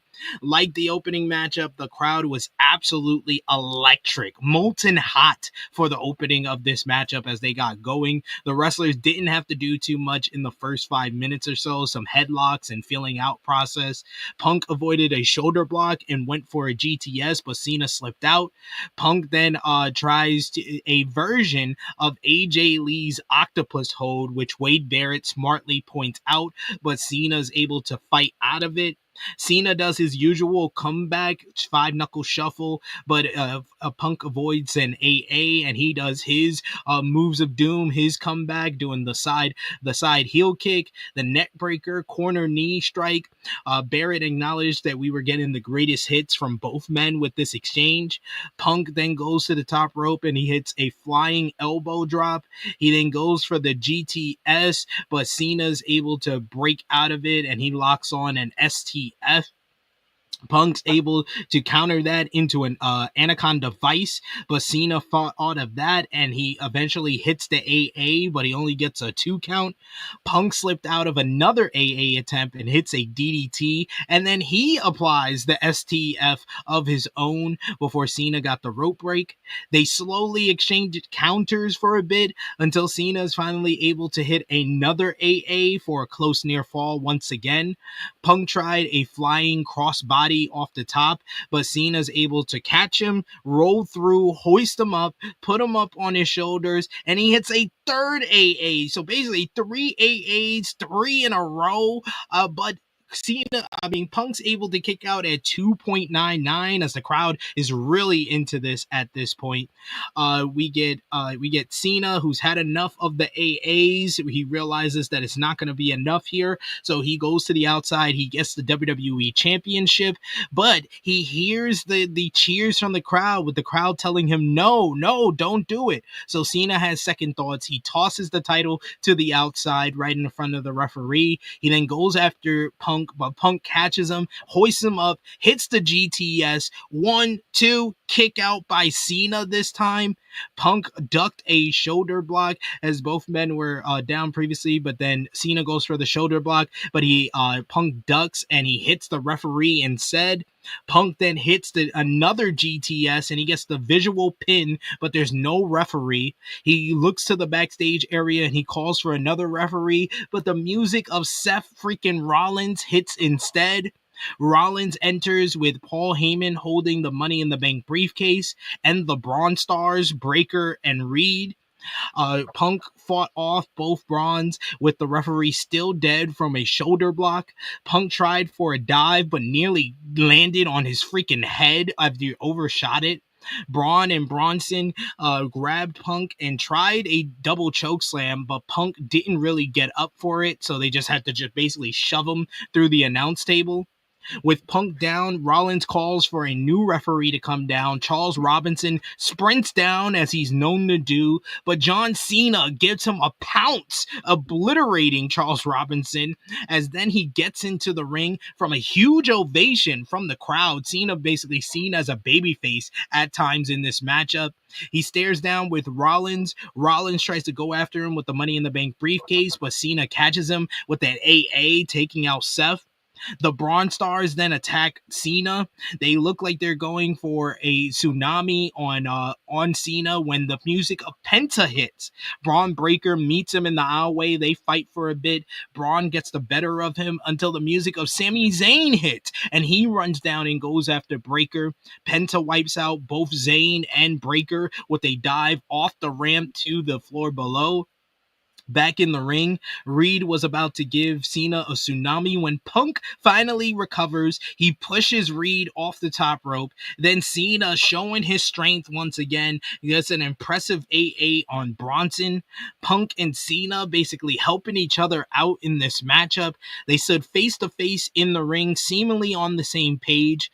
Punk stupidly goes for a handshake with Cena, and they shake each other's hand. They then hug each other, and Cena redoes his stern look on his face that he did when he turned on Cody. He tries for the low kick, but Punk was ready for it. He grabs the foot, hoists Cena up for a go to sleep, but Rollins recovers. He comes in and hits Punk right in the face with the Money in the Bank briefcase. He delivers a curb stomp, taking out Punk. Cena then shoves Rollins out of the ring. The referee finally recovers from the deadly shoulder block, and he comes right in time for Cena to get the pinfall. 1, 2, 3. John Cena retains the undisputed WWE Championship in a basically attitude era fest of an ending to this matchup, except not as exciting because a lot of these people just slowly walk to the ring and poise on the stage, which didn't really give it the frenetic feel that I needed from it, but it was very entertaining. I got Bloodline Rules vibes. Too. Yes, very, very, very much like that as well. NWO, House of Torture, whatever faction you want to say this was, it was kind of similar to that. Cena retains here. He smiles into the camera. He poses with the belt as the show ends. This was exactly what it was going to be at this stage between these guys. Adding in the interference made this just a fun mess of a matchup. Overall, though, it was very entertaining, very enjoyable. I thought Cena and Punk showed signs of their chemistry that is undeniable that they've had throughout their career early on, but just a lot slower because they're 47 and 46 respectively here. But I enjoyed it, like I said, so I gave it 3.5 stars. Rob, what did you think about the main event of Night of Champions? I give it 4.5 stars. I really enjoyed it, and the reason why is I like the pandemonium. I like the WrestleMania style ending where just people keep coming out. The last person I expected to see out there, other than like the Charles Robinson getting like sent back to America by John Cena, was seeing Penta out there. That tells me that they really like where they're going with Penta, to put him out there like in a main event, like they're being part of it in a way. I really, really like that. The match was entertaining.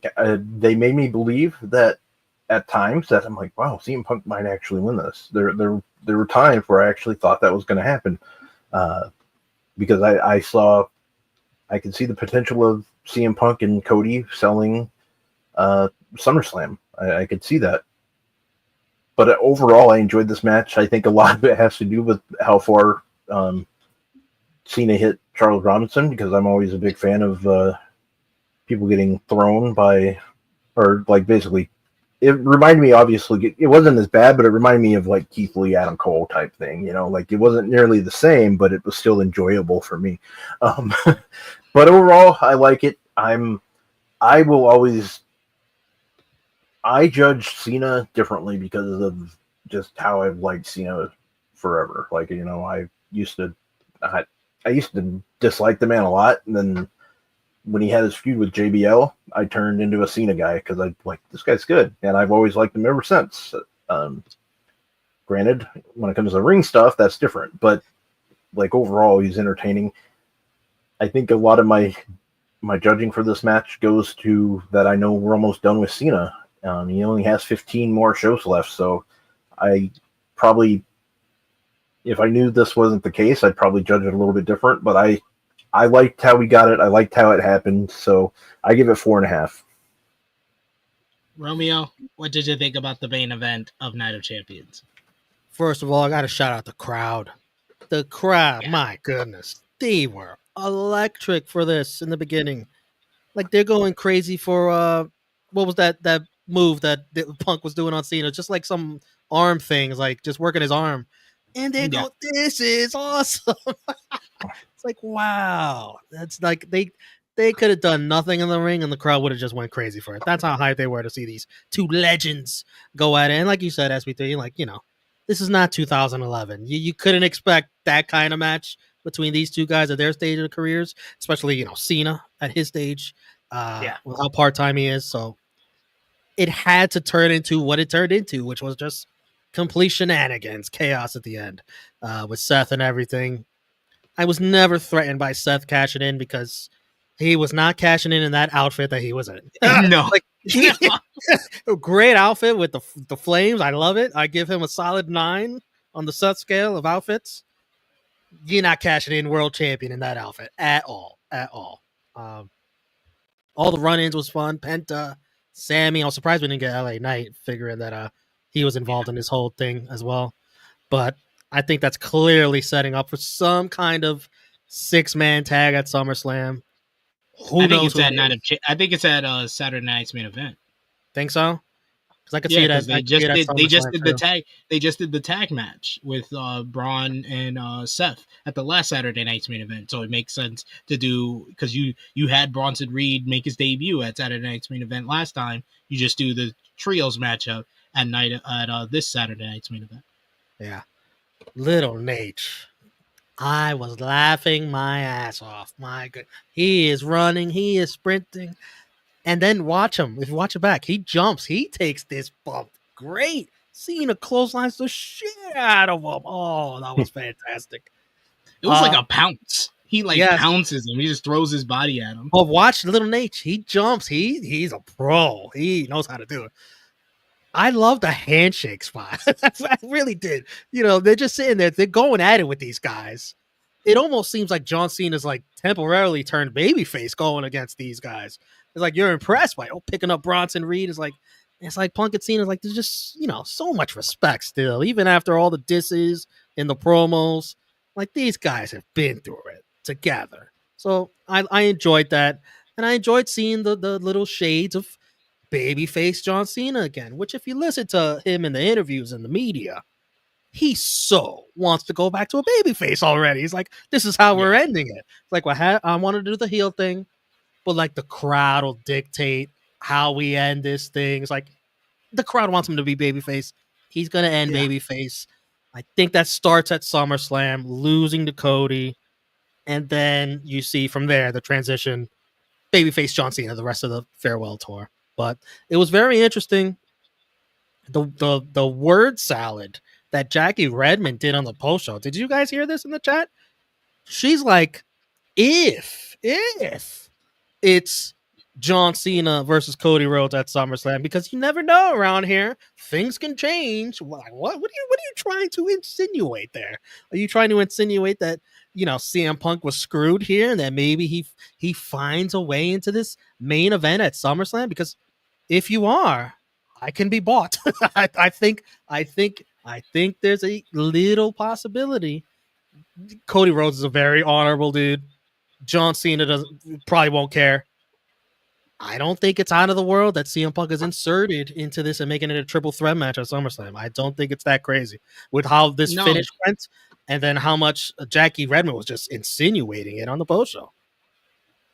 No, I can definitely see that. I see either Rollins is going to face either Punk or LA Knight at SummerSlam, but I think Cody is going to be the one that beats Cena, regardless if it's one-on-one or a triple threat at SummerSlam. And I think Seth's cashing in then. I don't think you're just going to go back to Cody being champion just like that. I don't think that's impossible either. 2 cash-ins on SummerSlam. Because I think Naomi is... It's 2 nights. It's Yeah, two that's true. nights. That is 100% true. Could be one night and then the next night. You're right. Yeah. So, But I wanted to see Cody and Randy, have their program. But I guess that's a match you could still save and do down the line, I guess. Or you can have that be the thing that kind of distracts Cody from going back after the title. Yeah. Yeah. There's a lot of directions you could go. A lot. And how you order them is very fascinating. Yeah. I thought, like I said, I thought this was entertaining, and I thought the most fascinating part was how much they leaned into John Cena being babyface in this matchup, and you can tell the fans were ready to eat it all up if it was going to happen. I didn't think it was going to happen. I expected Cena to do what he did, and I felt like Punk was pretty dumb by even going for a handshake in the middle of your world title matchup. I was like, what are you thinking? Like, this is have you not been watching John Cena over the last couple I of months? loved it. And then the look, he brought it back. Hilarious. But I got a question for you guys. Because originally I thought Cody would be John Cena's last match and that Cody would win it back there. But now it seems like that's been bumped up to SummerSlam. Cody's just going to win it back there. So now I don't really know what is John Cena's last match before he goes. Hey, mix it up. Go ahead, Rob. I think he's... part of me sees him putting over like a talent, like a newer one. But I think it's going to be Orton. That's what I think. I think we got a tease. I think we got a tease on it on this show. I think it's going to be Braun Breaker. Ooh, put over the next top star. He's the next top star for WWE. I think that Braun Breaker is going to be Roman Reigns this year, and why not have him end the year by beating John Cena? I'm kind of thinking that John Cena wins his last match now. Like I don't think he's losing. I mean, and it's going to be in Boston, is it not? That's kind of been the theme now, Romeo, with all these people that have been retiring lately. They do win their final match. Sting did it. Who else? Brian. Well, a lot of people thought All In London was supposed to be Brian's last matchup. He won that. Like this is what they kind of. He's not even done. Let's be serious. No, he's definitely not done. He was just on Ring of Honor. That's having too much fun. That's my neck. Goldberg. Everybody thinks he's going to win his final match. Still to be determined. So. I'm very fascinated who he faces last now because it is going to be in his hometown, is it not? Boston, home state. I think that's the plan. I think he wins, and do you want to? I don't know. We'll see. But I'm very fascinating now. That to me, it's moved up now. Cody's definitely got to win at SummerSlam, I think. What do you think, Rob, about the whole Seth costing Punk here? Once again, he cost Punk the WWE championship, and the fact that they're going to continue with this rivalry where, I already highlighted a bunch of comments in the chat. Some people are kind of over these two been feuding because they have been basically feuding for 2 years now. Yeah. Since Punk's return, It's been Punk and Seth in some way, some fashion, really. Yeah, the thing... Greg says he finally puts over Wade Barrett.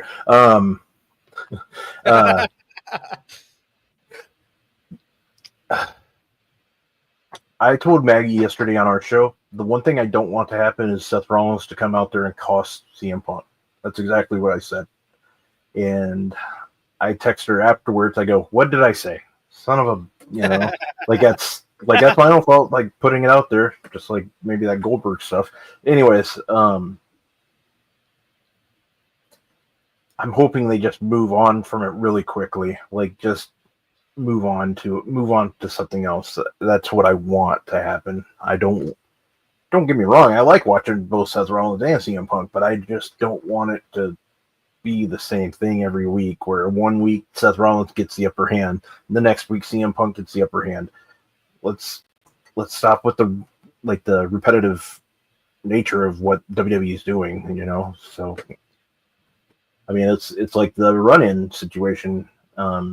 We get disqualification to run-ins almost every match on Raw. It feels like, and tonight they surprised me. They only had two matches had interference. Yeah.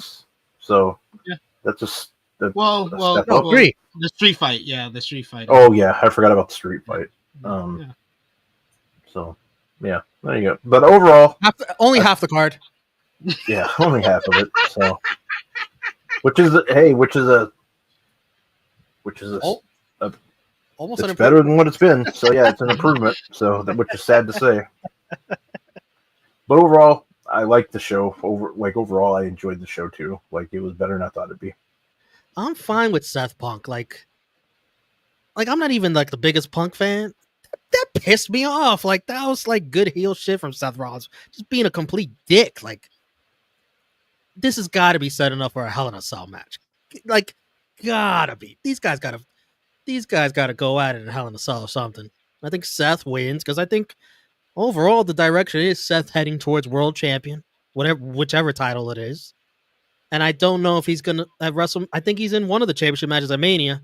I don't know if it's against Roman or if it's against Sami. I don't know. We shall see. We shall see how it all turns out. But it's a very interesting way to finish off the show. A lot of intrigue and a lot of moving parts at the end of everything that will dictate where we go next with the main event storylines. But we want to hear your overall thoughts on WWE Night of Champions 2025 in the live chat. Final call for Super Chat donation. Show us some love with a Super Chat donation, if you will. But of course, as always, you can tell us your match of the night, your MVP, your LVP. Out of 10, what did you give this show? Whether you gave it a thumbs up, thumbs down, thumbs in the middle. For me, Rob and Romeo for WWE Night of Champions 2025 in 3, 2, 1. Slight thumbs up for me. Thumbs up across the board from everybody else. Out of 10, what did you give this show, Rob? 7. Romeo? Yeah, I give it a solid 7 too. I think they set themselves up well with a lot of creative going forward with all the very many directions they could go. Yeah, I'm right there with you. I give this a 7 out of 10. Just a solid show. It entertained. Nothing earth-shattering. This won't be in my running for like one of the best shows of the year. But I thought what I expected. Yeah, it's pretty much what I expected with the card that was on offer, and I thought the main event and how the moving parts happened was interesting moving forward more than in the moment to me. For match of the night, who you got, Romeo? I can't believe I'm saying this. Rhea Raquel, which I would have told you Cody Orton would have been guaranteed match of the night. To me, Rhea and Raquel outdid them. Good for them. Rob? Yeah, I'd say the same. That match was definitely not on my radar for being the best of the show, but it was definitely the best of the show. I'm gonna go with Cody and Orton. I'll go with Cody and Orton. I gave 3 matches on this show, 3.5 stars, and Cody and Orton was one of them. I thought the selling and storytelling was simple, but yet very effective in that matchup. Whereas I thought, it was more of a kind of beat 'em up type of matchup, but a fun matchup with Rhea and Raquel. And then you had all the shenanigans in the main event. It was very refreshing how simple the storytelling was in Cody and Orton. So I'll give that the nod for myself. MVP for the show, Rob, who you got? I'm gonna go with Solo Sikoa. They made him look good. And they made it interesting with him now, with him beating Jacob Fatu. So that would be another one that would have surprised me if you would have told me like who your MVP. I was really close to saying Jade, but I think the match just kind of hurt that. And so I'm going to go with Solo in this case because we got to see a new debut of Hikuleo. We see a new formation of the bloodline or whatever they're going to call it. So they got 4 now. So very curious to see how it goes. Romeo? I'm going Solo too. I mean, new U.S. champ. He's set up wonderfully coming out of this. He's got a full faction here with probably more to add. He's set up wonderfully. Good job for Solo Sikoa. Honorable mention to the crowd. The crowd was electric, just like they were at SmackDown. They definitely brought the heat. And another honorable mention to Karrion Kross for beating the allegations. Even though he lost, he beat the allegations, the slander that was brought to him online. Yeah, this guy can't take any bumps. Ridiculous. I'm going to go MVP to Solo Sikoa and Bloodline 3.0. I'll go with, because I want to give love to Hikuleo, want to give love to the returning Tongaloa, and JC Mateo was also there. So all of them will get some love with the MVP. LVP, despite winning, and it is a lot on the company, but I didn't think she was that good either. It's Jade Cargill for me. Rob? Yeah, I was going to say the match in general. That was the LVP, but WWE didn't do it any favors by putting it where it was. So that's my LVP. Romeo? You guys, man, you got it wrong, man. You got it wrong. It's not on Jade. It's on the producer, whoever that was. Yeah. I'm sorry. And No, then his higher up to, which I guess would be Triple H. Triple H, like, you got to tell the producer, hey, yeah, make this match a little more interesting, please. Make this match a little more interesting, will you? Like, make this match look good. Make both ladies look good. Make it dramatic. It's our Queen of the Ring final. Can we make it interesting? Whoever, like, Triple H, like, come on, man. That was not interesting. That was not dramatic. Like, yes, Jade wins. She looks better, but come on, show some respect to Asuka. Make this more interesting. Like, come on. Ridiculous. I'm not putting it on the talent. It's not their fault. They did what they were asked to do. It's on the higher ups. Yeah. No, that's the thing. That's where I put my blame on. The LVP is basically what happened to those two. They deserve better. They deserve better. Yeah, they deserve better, and that you're exactly right. It goes to the producers, and yeah, I don't like that's. You said it best. You said it way better than me. So there you go. And moment of the night, I will give to Hikuleo's debut. Romeo? Moment of the night is Little Nate getting clothesline out of his shoes. I fucking laugh so hard. Rob? Moment of the night. I really like the crowd singing Randy Orton's theme, so I'm going with that for me. They love that theme. My goodness. They loved all the themes, but that is all for us for our WWE Night of Champions 2025 review. I want to thank Romeo and especially our special guest, Rob Wilkins, for joining us today to talk all about today's premium live event. Rob, I want to give you the floor. Let everybody know where they can follow you on social media and when they shall see you again. Yeah, guys, you can follow me at Rob Wilkins on X. I'm also on Instagram and Threads at Fightful Rob. And usually my show is every Friday at 3 o'clock Eastern on Fightful Overbooked. However, next week's show will be on Thursday, 3 o'clock Eastern, because we don't want to be doing our show on the 4th of July, so people would watch. But I want to say thank you to True Hill Heat for having me on. SP3 and Romeo, thank you very much. And thanks for tuning in, everybody who listened or watched. And Romeo, let everybody know where they can follow you on social media, good sir. Romeo Damas on all social media. Check out Rated Raw Review every Tuesday, reviewing Monday Night Raw here on the channel.